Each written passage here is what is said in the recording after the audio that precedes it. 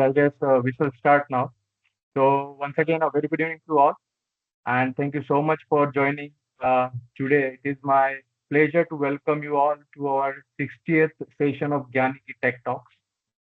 Gyaniki, newly launched unique technology platform, which offers an extensive online repository to help students, professionals, and EV enthusiasts to understand with the future market into the mobility ecosystem.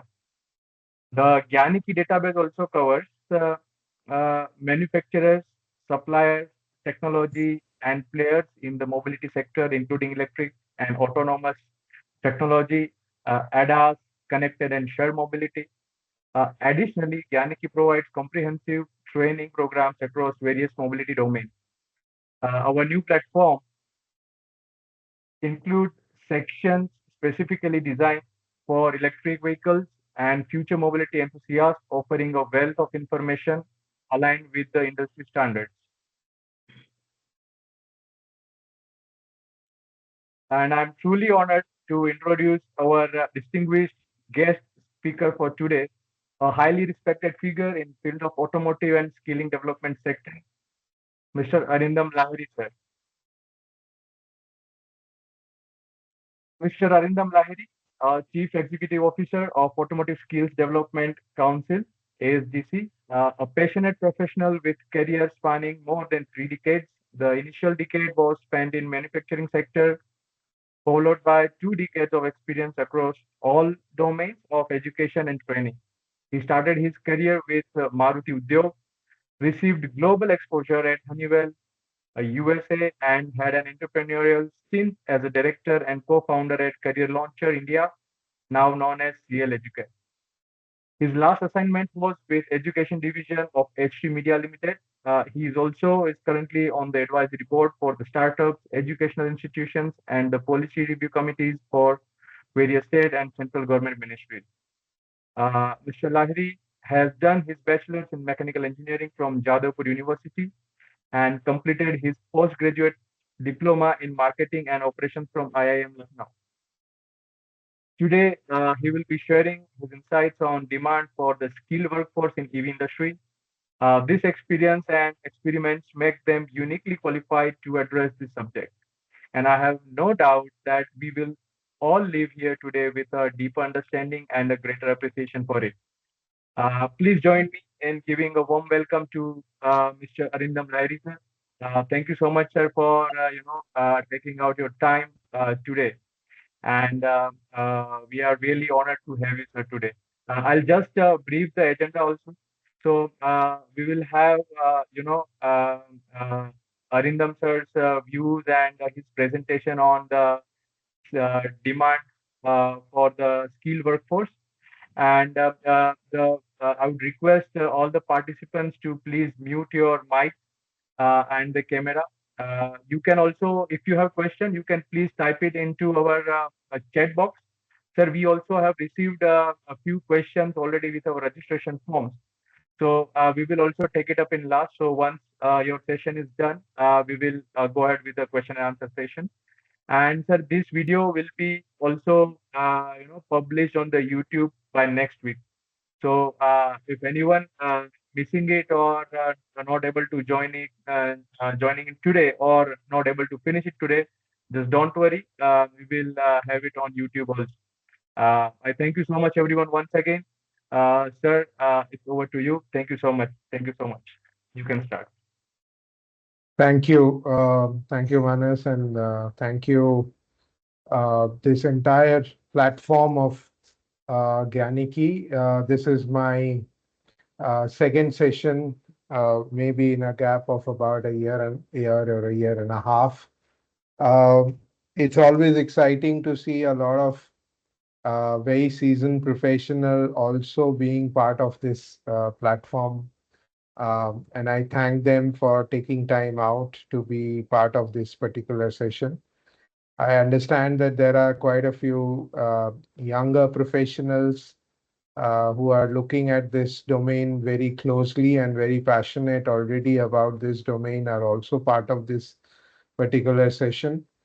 And I hope I during my session and the question answer session, I'm able to reduce some confusion and also at the same time add some more confusion to your mind. Both ways it works because that keeps us always learning from each other. Right.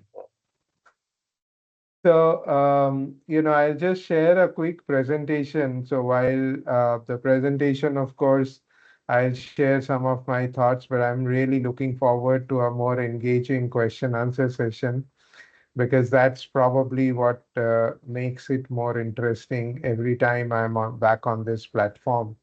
And of course, that stays because it's recorded and it's available on a YouTube at a later point in time.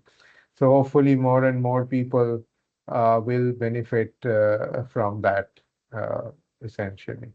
So while EV skills demand is the demand for EV skills in India is what I was given to understand the topic is, but I'm also trying to focus on this whole framework for EV skill development in India because uh, while doing skill development for a domain like EV, which is kind of evolving every day and which is changing every day, and every time I go to a meeting like this or I'm at some of these specialized conferences around EV, whether it's EV manufacturing or EV technology in general, I do come back learning a few things.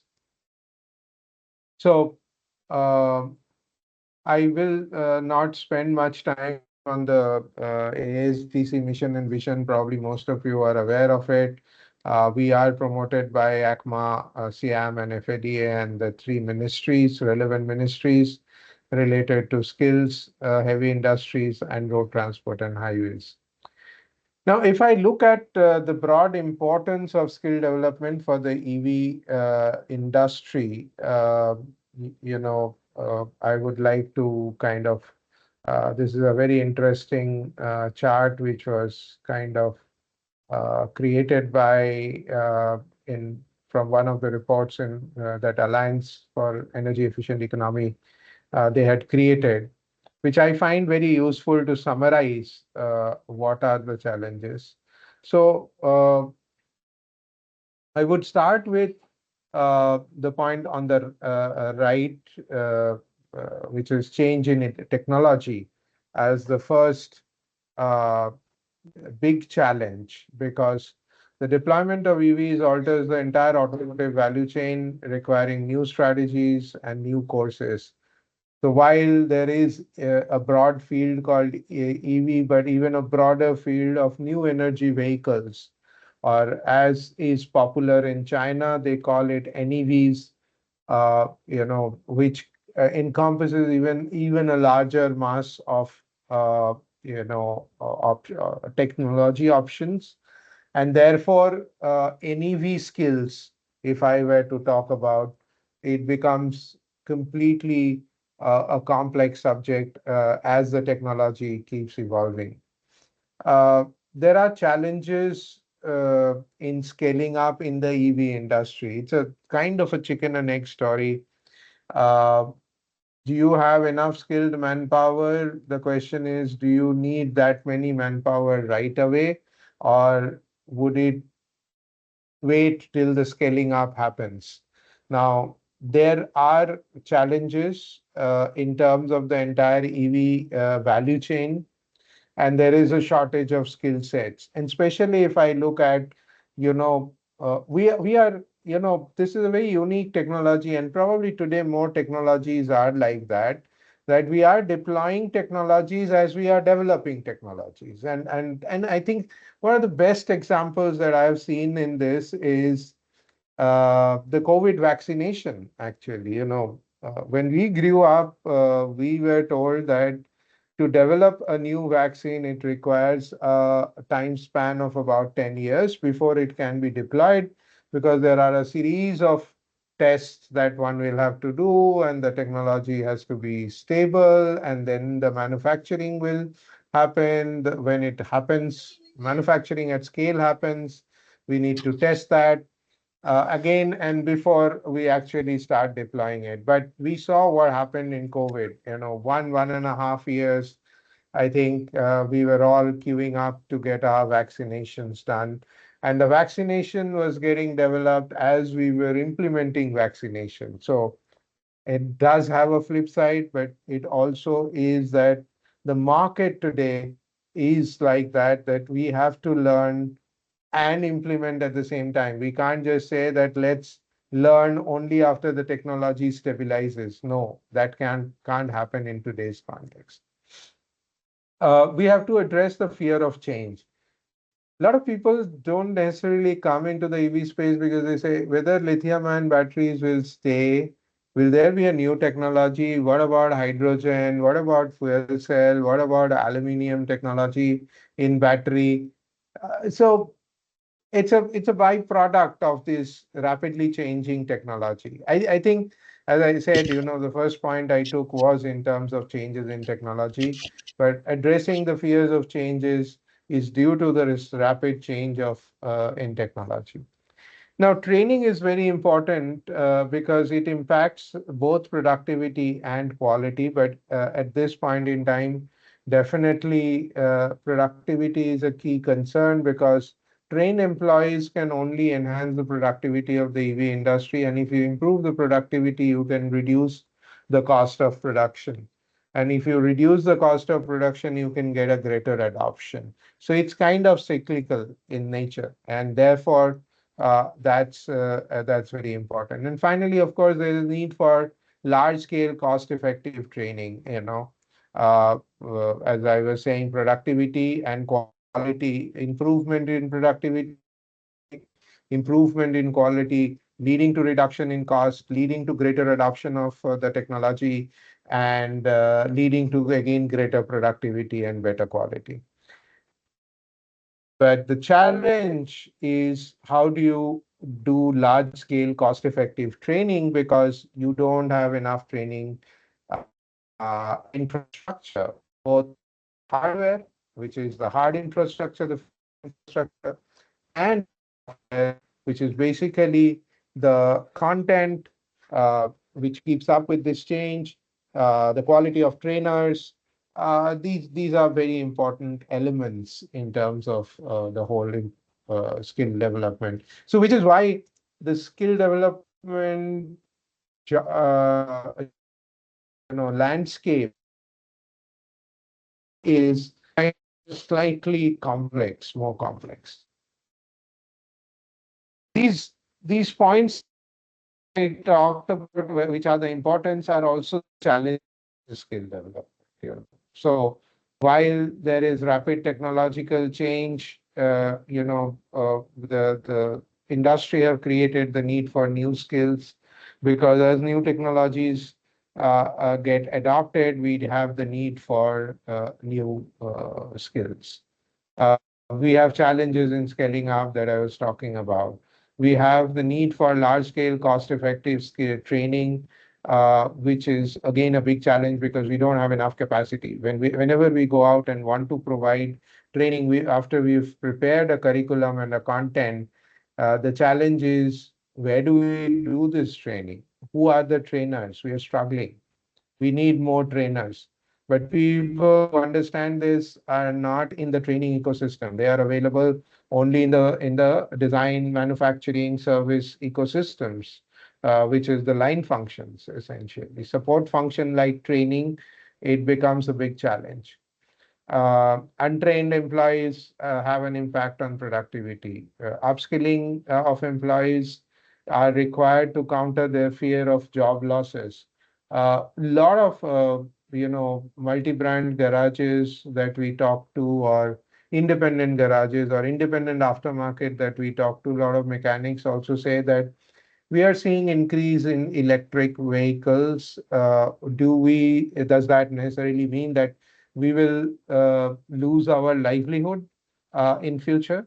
So these are some of the challenges that we need to address as a larger society as well. Now, if I look at the EV skills framework, and I have these 5 steps here. Step one is where government offers, funding for education, research grants. Currently, even within the flagship program of skilling, which is Pradhan Mantri Kaushal Vikas Yojana, one of the job roles which is attracting most number of students is around EV service technicians. But again, there is a challenge of capacity, challenge of trainers, which is kind of making the process a fairly slow process. Uh, Step two is upskilling and reskilling programs. In fact, that's the one area which we are focusing the most rather than fresh skilling, which has its own challenges. We are looking at people who are in that continuum, who are already in this similar domain, who are already repairing the mechanical parts, the electrical parts. How can we help them transition to take care of electric vehicle repairs, maintenance, production, assembly? Can they learn about the safety requirements, which is a very, very important thing in terms of the electric vehicle industry? Collaborations between industry and academia. We have a couple of collaboration that goes on with industry and academia, whether it's a Hero Electric or NG Motors or other players who are looking at how can they help the academia and collaborate with them to ensure that there is delivery of these programs inside academic institutions. Effective talent acquisition and retention strategies. Companies need to have a more, uh, I would say, slightly midterm manpower planning and need to look at the possible sources of such manpower because it's not ready-made available today out of the market. These are not standard skills that the market offers. So therefore, one needs to plan for it in a little bit of an advance. And again, there is a challenge. How much in advance can you plan because the market's changing so fast? Last step, which is I think a very important step, is promoting diversity and inclusion. So getting women into the workforce in automobile has always remained a challenge. And I definitely feel, and when we are working on the ground, we are seeing this, that electric vehicle adoption can lead to more women coming into the workforce because the electric vehicle has a perception of a cleaner vehicle, a greener vehicle, and therefore there is a opportunity that women can be part of this particular industry. Uh, we did another study which was conducted by the Ola Mobility Institute, which is currently known as OMI Foundation. They looked at the various EV and IC engine skill mapping in terms of which are those skills in different functional areas and automotive system areas where you have an EV job category, the skills needed for the EV job, and are there any overlap with the current IC engine technology? So you have areas like vehicle transmission, where there is very little overlap. But in design, there are some overlaps. You need to know, the vehicle dynamics part of it. System engineering is important. The basic principles of simulation modeling, one needs to understand. When we look at vehicle safety, there are some areas like battery safety, which is unique to the EV. But then there are other areas of overall vehicle safety, high voltage safety. Again, I would rate this to be very specific because we haven't really dealt with high voltage units or components within the automotive system.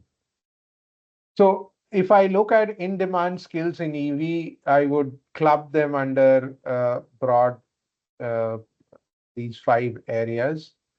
One is the area of obvious is battery technology expertise. With batteries being the heart of these vehicles, we need people for with deeper understanding of this technology, how energy storage works, how battery management systems work. These are very highly sought after. The second area is the powertrain, obviously, where we look at power electronics, software.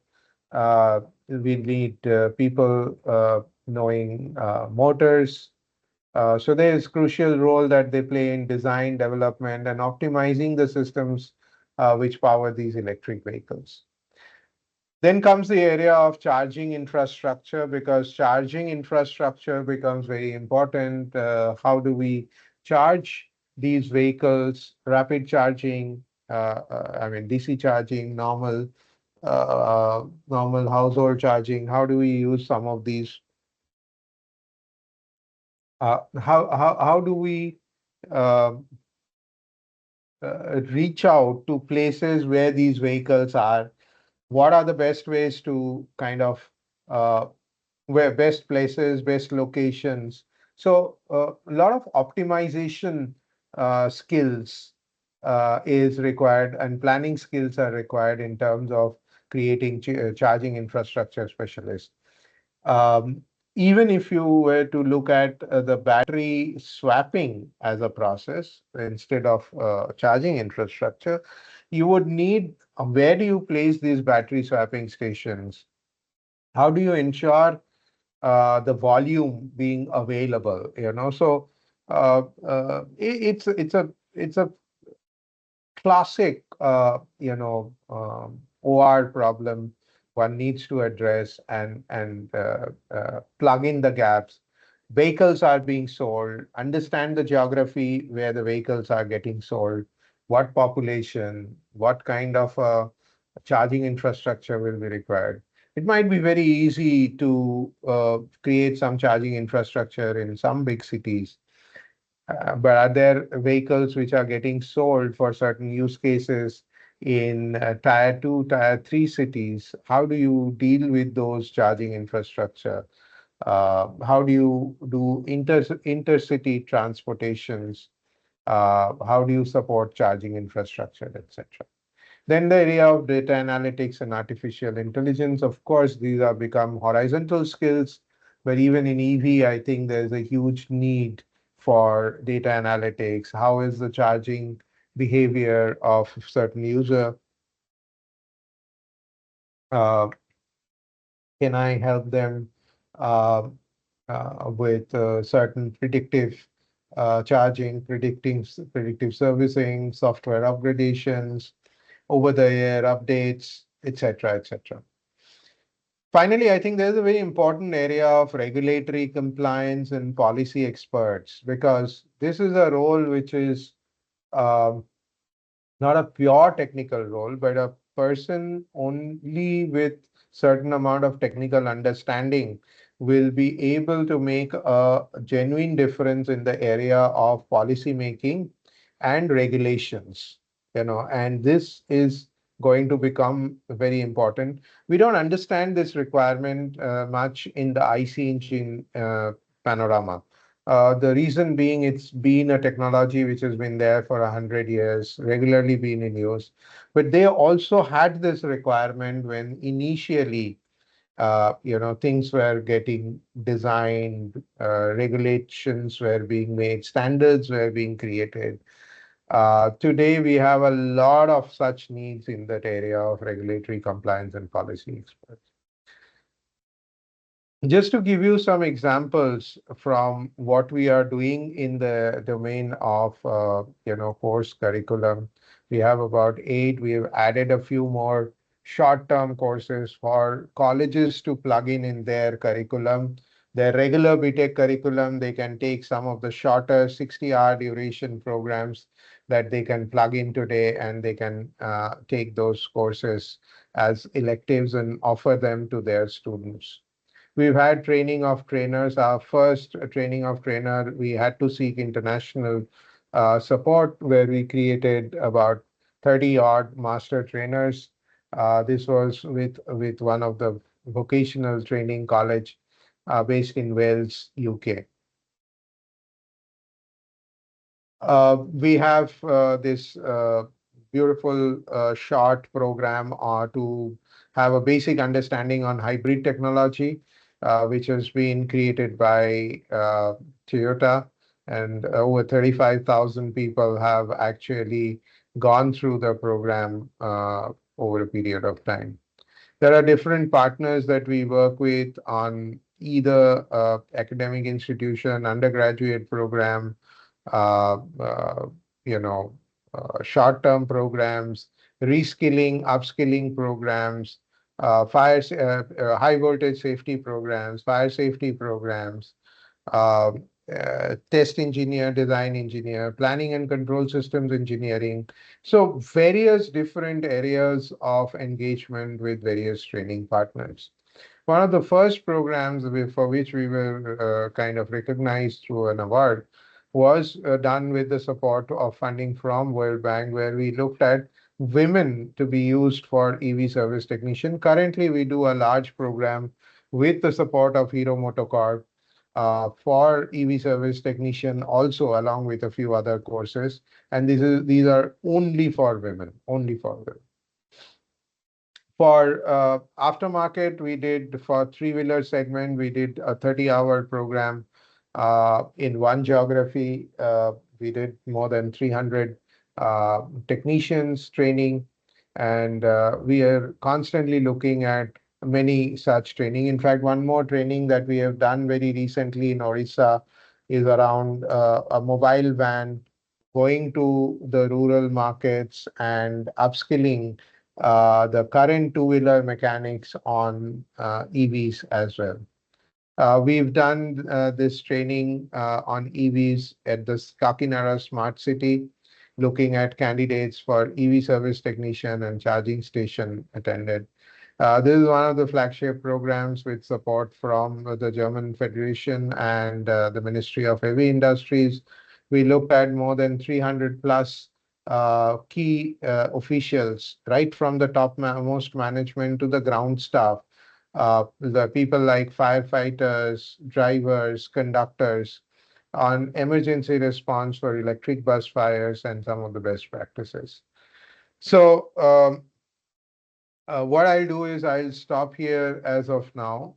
This is uh, just to set the context.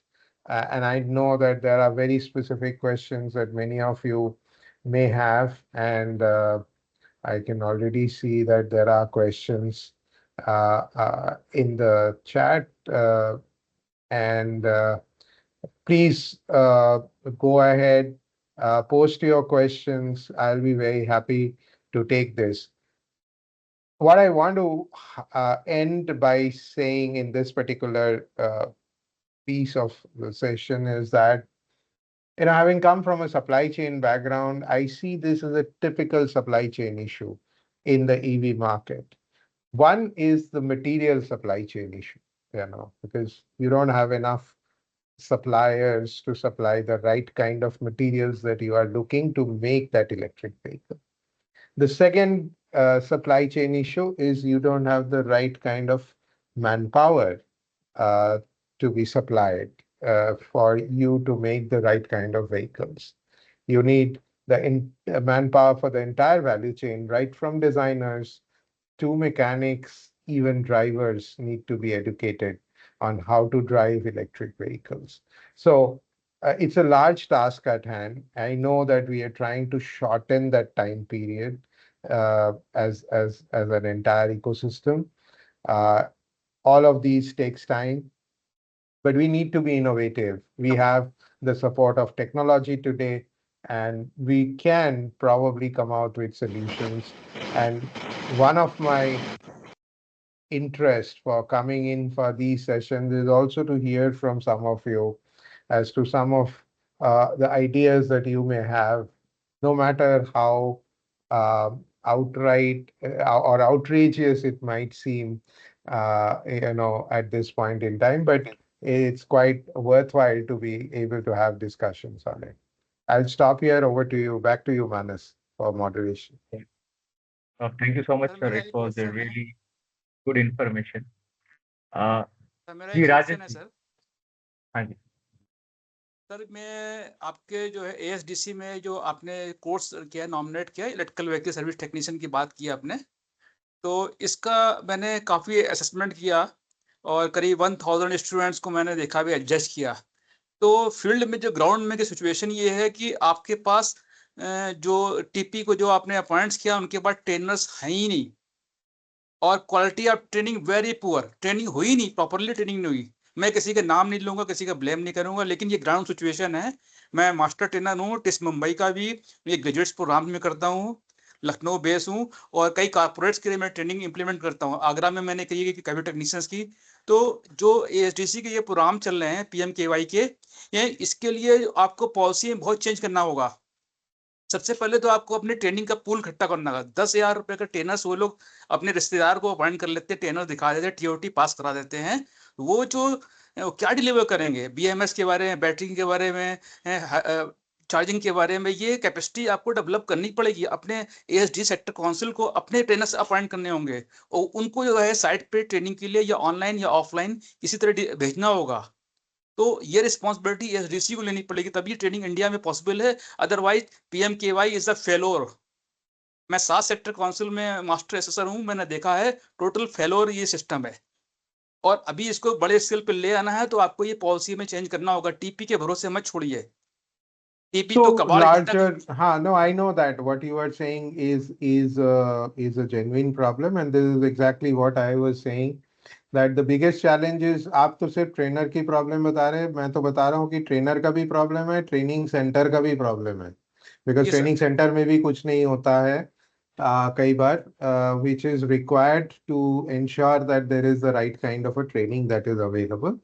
So there are challenges. The, uh, the challenges are not simple to solve because even if I want to appoint trainers, how do I get trainers? Essentially, because देखिए, there will have to be training of trainers. Training of trainers will have a certain amount of cost to it. There is a timeline that will be required. So it is not going to be solved overnight. It will need a certain amount of time to be able to solve this problem. Point well taken, because you are at the ground, so you will know the real situation, which is not completely unknown to us. ASDC is definitely one of those agencies which will need to take care of some of these situations.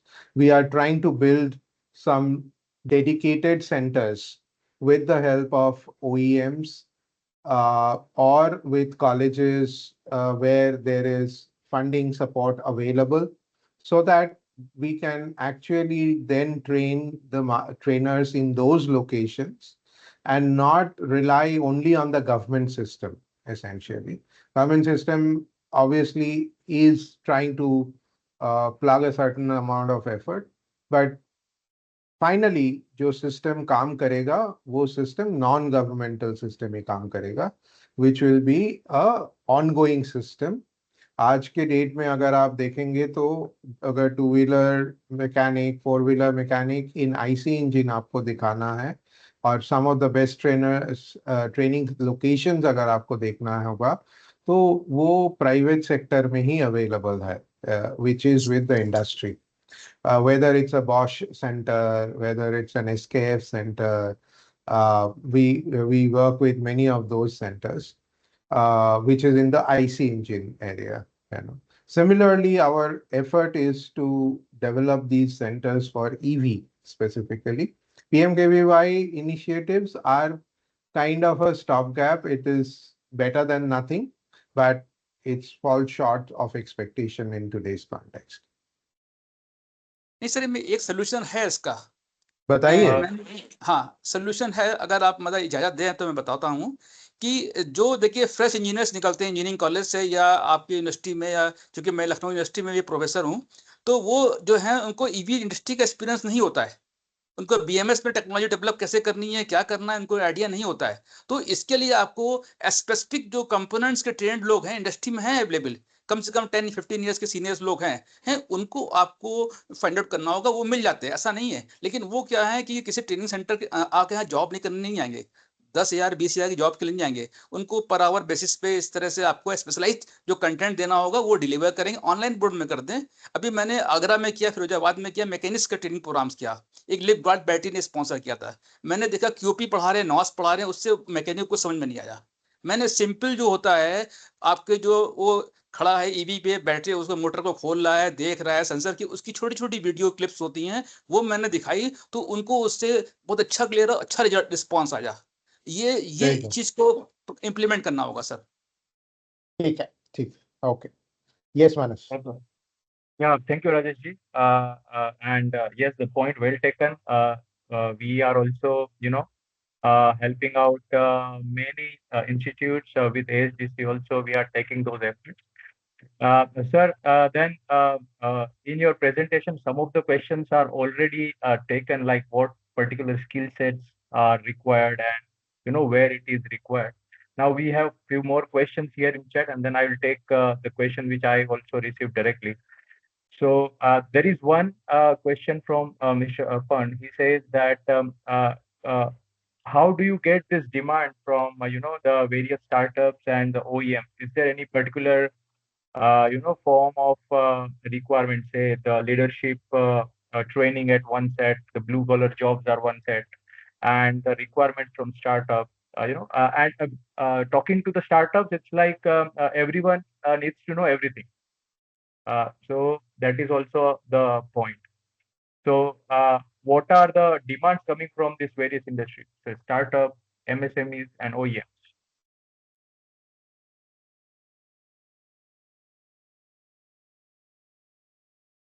Sir, you are muted. Sorry, yeah. So I think, the more legacy players, if I look at in OEMs in the auto industry today, are working directly to train their own manpower, because there is a certain amount of confidentiality that the OEMs think, their specific technology is not to be shared with everybody, and therefore they are opening this up only with their own manpower and their own specific network, which is usually true whenever there is a new technology cycle we see in any industry. That some of the forerunners in the industry are very sensitive about the exact nature of their technology. As far as requirements, however, we still are working. So I'll give you an example where we are doing the mechanics training for electric buses for Tata Motors. So this was a very specific requirement for Tata Motors, where they are being given initially. And once they have done just the basics, their on-the-job trainings are actually happening in the depots where these buses are there. And this will happen in 2 cities in Delhi and Bangalore. As more cities adopt it and more OEMs get into it, I think there will be more requirement of such specialized manpower. And these are fresh manpower that typically they are looking at. If I come to the component side of things, there are a lot of new players who have come in, especially in areas like motors, BMS, power electronics, these kind of specialized areas.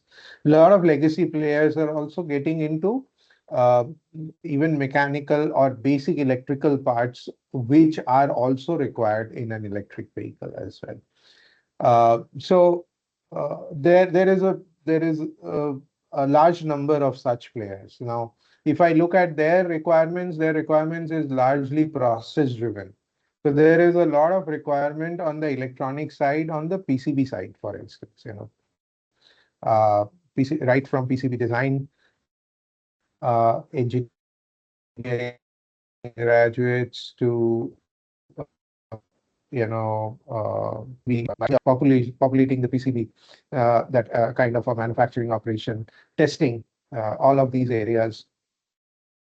I think there is a significant number of requirements that are going up because there hasn't been a very large market of that, because in general in India we've been used to importing either PCB assemblies, or we imported the design and we would just do some amount of population here in India for the smaller PCBs. That market is changing, and that market is changing not only because of automotive, but because of the larger changes in electronic manufacturing itself overall, across all electronic devices. So there are a lot of MSMEs around that, and MSMEs also have this requirement. So these are very local requirements, but the important part is that there are lots of people on the service side, which is on the dealership side, where there is a lot of interest. So while OEMs are doing their bit in terms of teaching them for the specific products, etc., there is also this requirement of, and when we go and do that, it becomes not only about EV, because today what is happening is most of our upskilling programs are actually addressing both BS6 vehicles and EVs, because even BS6 vehicles have today substantial amount of electronics in it. So electronics repair today is one of those repair areas which is significantly challenging, and that's challenging for electric vehicles as well, obviously. The other piece of repair is on software fixes. So errors that creep up because of upgrades not being performed on the systems, or certain softwares which need to be refreshed into the system. Some of these are very important, understanding that the mechanics, even to understand that this could be a fault area. Whether they can change it or not, probably an authorized center will only be able to change it. But even an independent mechanic also has to learn to identify, no, this is a software area, this I can't fix. This you will have to go to the authorized dealer and get it fixed or whatever. That level of competence is still not there in the market. So there is requirement of those kind of manpower. So all of these requirements keep coming to us from various industry during our structured interactions with the industry, or one-to-one as well. Different plants get back to us, different service network spokes get back to us, that we need to require people with this kind of skills. This kind of jobs are available. Can you get manpower for us? So this is the kind of requirement that is constantly coming in. Okay, understood, sir. So, yeah, very well briefed, sir. Next Yeah, question is, sir, reskilling Yes, for Bora sir. yeah. Shall I ask one question? sure, Yeah, sir. rather Yeah. comment. Yeah. Yeah. Sorry for the interruption. I've been listening for a long time, and I also heard some of the comments of the participants. Uh, I feel, and maybe sir can confirm that we feel that the skilling is not taking place in India, and people do not know anything about BMS or EV or fundamentals. It is not like that. It is based on the need. Industry who are already working in the field of EV, whether they are working in the field of battery manufacture or a motor manufacturer or the entire vehicle manufacturer, whether it's two-wheeler, three-wheeler, four-wheeler, they have their own people who are skilled in this area. And they also continuously skill their people and reskill their people to take care of their business, right? And their business not only stops at design or production, their business also happens in service. So they need to create people who would then go to the service department and dealers and help them to solve the problem. So in my opinion, things are moving in the right direction, but there are many people who are without jobs, or who feel that if they get skilled in this area, then probably they will get better jobs with better salary. It is this group of people who are worrying that skilling नहीं हो रहा है या हमें अच्छे skilling. तो sir आपको ऐसा नहीं लगता है कि we must tie hands with industry, more with industry, and ask them to give us at least one person who can help us in this skilling program? So yeah, so absolutely. So that's what I was talking about, that we are looking at how industry can help set up our training centers with their support, because then that will become sustainable, because whatever change is happening in the industry also keeps getting updated in those training centers. Yes. So either they are industry-led training centers, which where industry themselves are fully engaged in it, or industry is only becoming like a knowledge partner and it is being hosted in a academic institution, say whether it's a polytechnic or a college or whatever it is. And this is where I think, and there are a lot of such, I know that you are also completely aware of it. But for the larger audience, I must say that there are many colleges, in fact, some of them have gone ahead and done this on their own. In terms of tying up with the industry organizations. Quite a few of them have come through us. We have helped them connect with those kind of organizations, and they have set up their training centers. And we are trying to utilize that network much more, because there we have what Rajeshji was also talking about, that there are people who can come from industry and actually deliver what is being trained in industry. The same thing also can be trained here, essentially. Yes. So that network of centers is being developed. And as Dr. Vora just mentioned, that organizations are already meeting their requirements. There is always a gap in terms of the number of people that they need. And there's always a catch up that will happen. And as long as there is a catch up, I think this aspiration to learn this skill will always remain, because people see that there is a catch up being happening. Yes. The moment you have surplus of manpower, there will be less interest in this domain, probably. You have. So I think the industry is growing very rapidly. I mean, because it's on a small base, 300%, 400% growth is happening or whatever. Now, for the right kind of manpower to keep up with this is always going to be a catch-up opportunity. And as I mentioned earlier, there is also a constant change of, the technology that is. I mean, you look at a very standard technology like motor technology. Today, so much is happening in motor technology. BLDC, hub motors. I mean, so many fancy things which very old-fashioned motor repair course were always there. The typical pump and motor repair kind of course in technician. And it was not a very fancy course. It was considered to be a very, general kind of a course. Today, motor has become so very fancy, and it's getting fancier probably also. There are 4-5 types of motor. There's so much miniaturization that is happening now, and power issues, life issues, alternate material usages.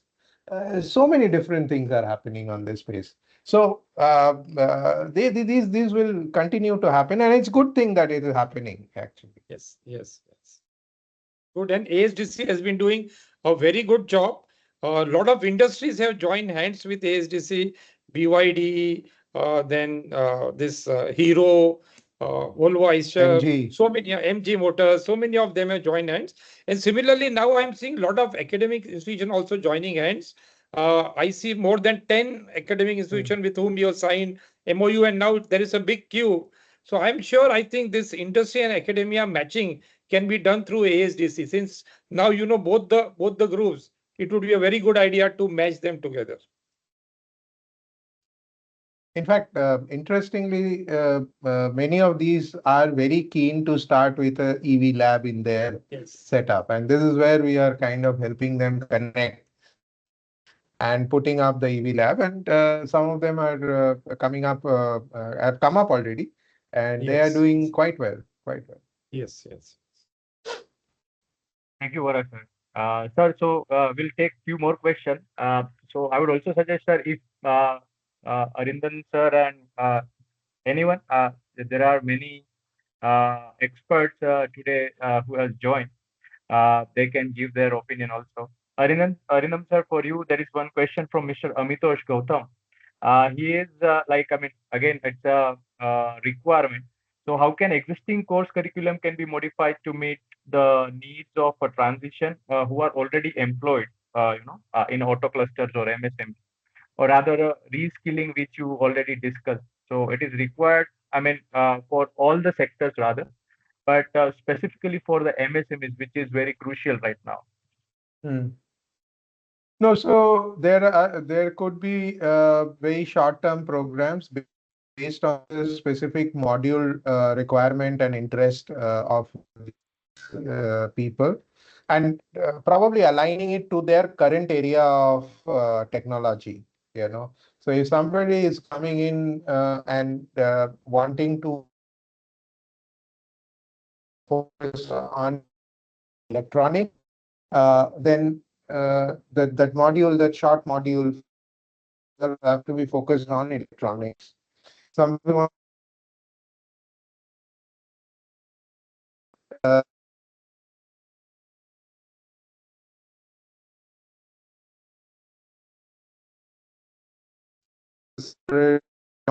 only of how things work. Right.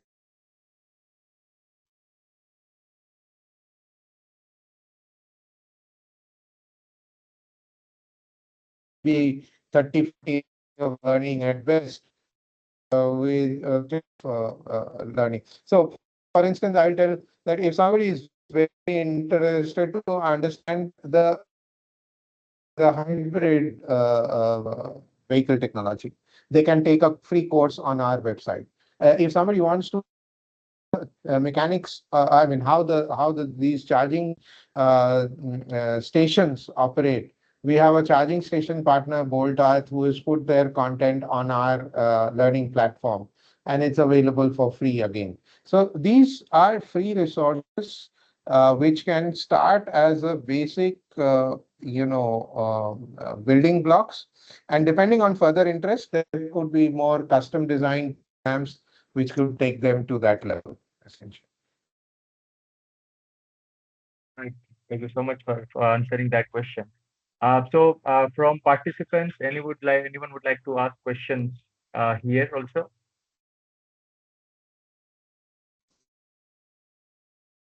Okay. So, sir, the question which I've got now, one more thing. There is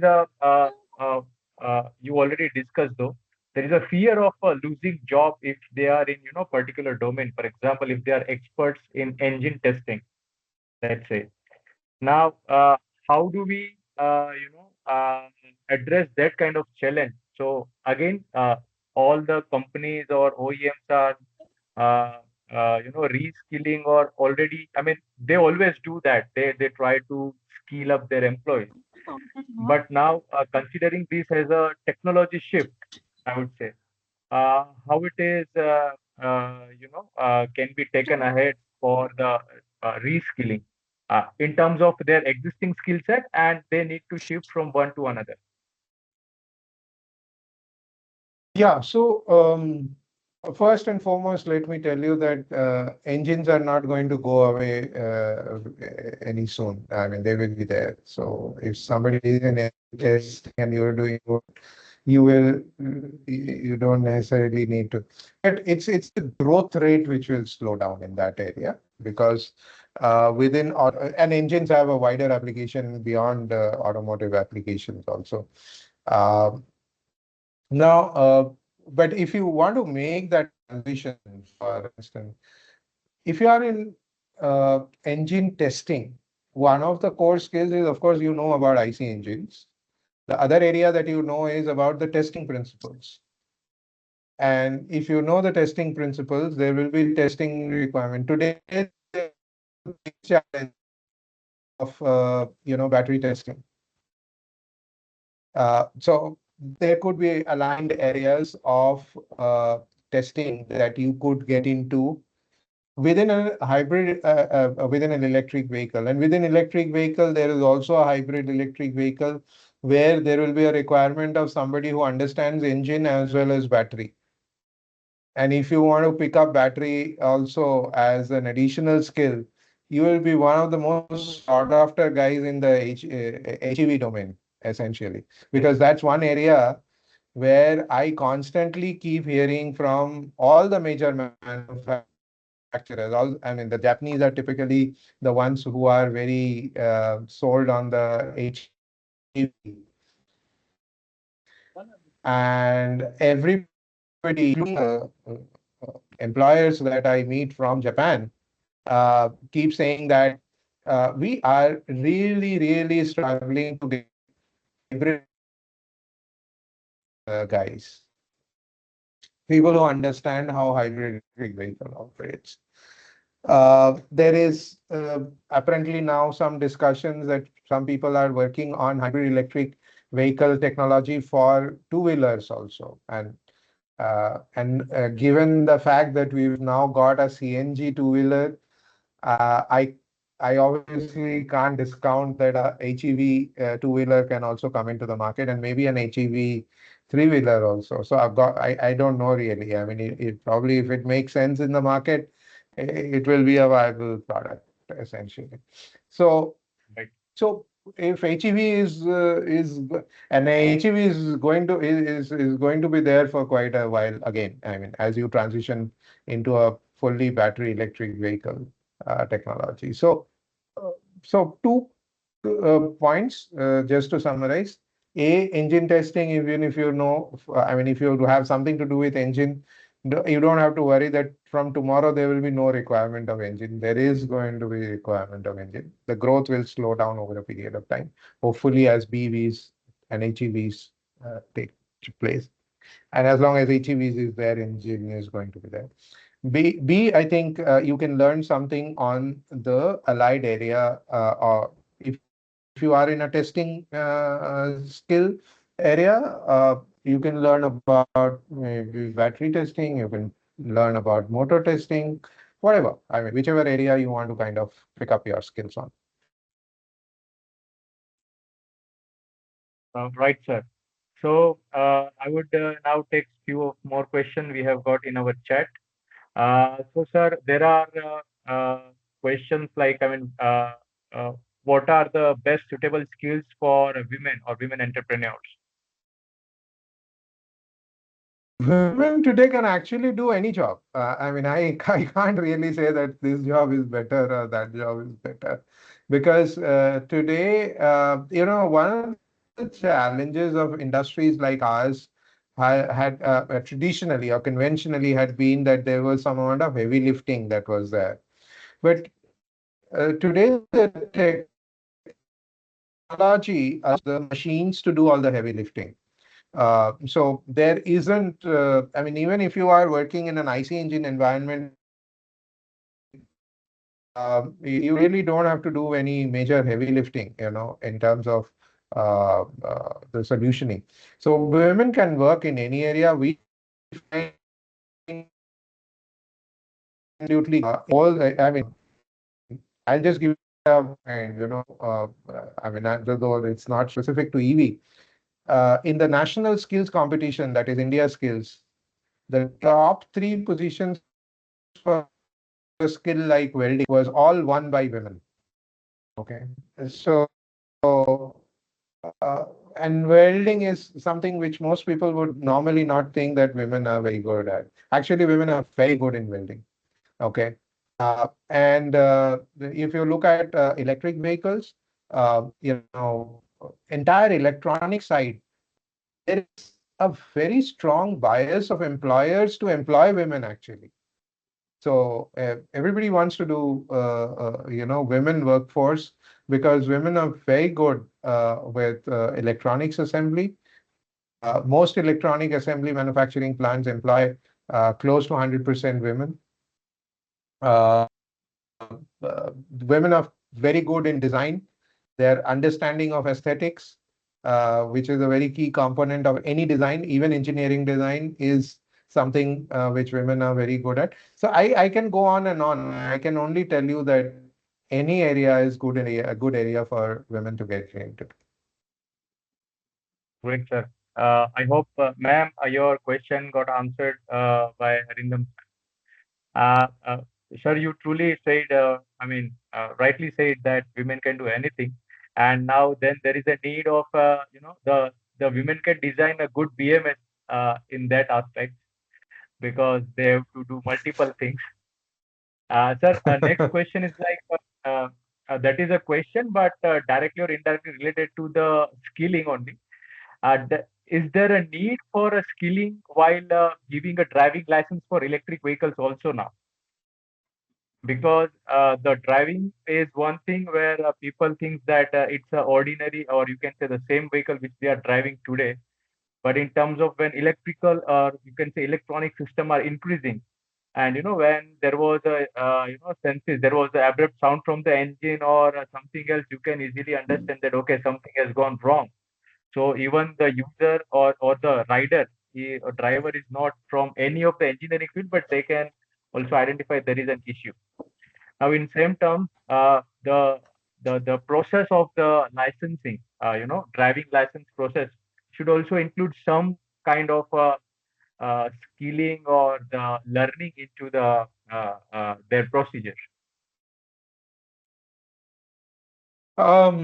Driving license is a big issue. I don't want to get into much into that, but I must want to highlight here, and which is something which we are doing at a um, uh, uh, we are trying to do now, is anybody who wants to pick up anybody who wants to pick up driving as a profession. Basically, professionally, you are going to be driving an electric vehicle. It is very important for you to do a course on electric vehicles. So all the driving related courses that we have, where we talk about vocational skills for drivers, we have a common module on electric vehicle technology, because we don't want to distinguish that somebody would be a driver for electric vehicle only and somebody will be a driver for IC engine only. We feel that every driver should also know about electric vehicle technology, and therefore everybody needs to know that. Having said that, we are also doing specific programs like we are doing for the EV cab aggregator in Delhi and Bangalore. They for their new recruits. What we're doing is we're doing a driving skill program for those new recruits. And obviously, we are spending a significant amount of time on electric vehicles because their entire fleet is electric vehicles. How do you do your routine checks? Typical drivers will have their routine checks. हवा पानी तेल है कि नहीं है, so वो हवा पानी, you don't need to put pani in the battery in today's system. You don't need to check the tail on your engine, but you still need to check your brake fluid. You still need to check your tire pressures. These continue. Some things have changed. On the charging side, you need to understand that you need to start the vehicle. When you are charging, what are the precautions that you should take, etc. When do you do recharging? How much? At what charge should you do recharging? Should you? Why should you avoid overcharging, etc., etc. And what should you report? Because there are certain battery lives when they are kind of towards the end of their cycle, they discharge at a much rapid pace, typically after their charge content kind of comes down below a certain percentage. So how do you observe that as a driver, report it back, get your battery health checked up, etc. So these are kind of nuances that one will need to do. But whether you need to do that for everyone, or should you create a driving license separate category that you are fit to drive electric vehicles, is a much larger issue. And as it is, driving license has a lot of issue anyway. So Great. Thank you so much, sir, for that clearing that doubt. And sir, last few question, I guess the one question we have got is what kind of softwares are necessary or training or skills can be given with respect to EV industry? Like AutoSAR is there. So does so ASDC have courses on AutoSAR? Then there are cyber securities, some modeling softwares, simulation software. yeah. So in fact, when you ask software, I was ask, what kind of area are you talking about? Because every area has different kind of software.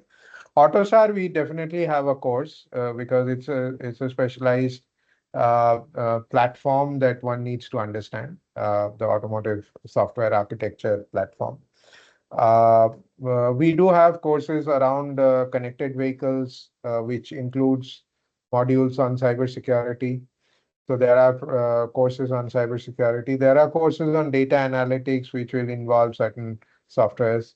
There are courses on certain simulation modeling in terms of design and planning, which will need certain softwares to be able to run those simulation and modeling programs. Even with the IIoTs, etc., we will have certain amount of integration softwares. Uh, you know, uh, there are various different platforms, Dassault Systems, Altair, Siemens, etc. Because I'm just talking about some of the larger platforms regularly. So there is a wide basket of programs. We don't necessarily push any particular software platform. We only say that whatever is available, and if there is any open source available, our course wants to promote that open source, because what we want to teach is essentially the principles. The tool that you use as a software, it will be kind of uh, uh, specific to a specific organization. So the organization that you start working for will have a certain suite of software products. So like, you need to understand, if you were to learn, let's say, a very basic thing as an email, you would just want to learn how to do an email. You may work on a Microsoft platform, you may work on a Google platform, and there will be some small differences, etc., which you will learn on the job typically. So that's how one would need to address this particular issue. Right, sir. Thank you for that clarity. Sir, I guess I'll take now a last question from Amitosh Gautam. So I guess many of others are also interested. Now, how to associate with the ASDC and how to register for the short duration courses with the ASDC.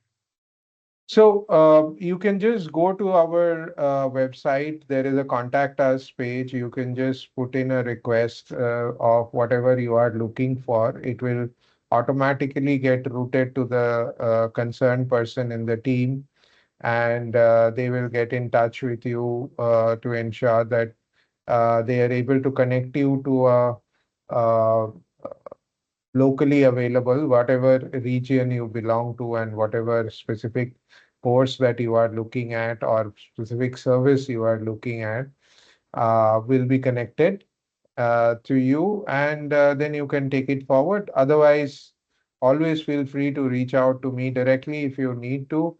You can reach out to me at ceo@asdc.org.in. Or asdc.org.in is our domain, and you can just write to me at ceo@asdc.org.in.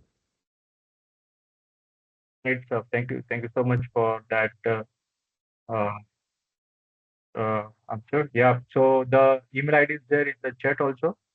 So, sir, I guess that's it for today. I would just request our participants also that you do go and log in the gyaniki.com. You will be get the daily updates or current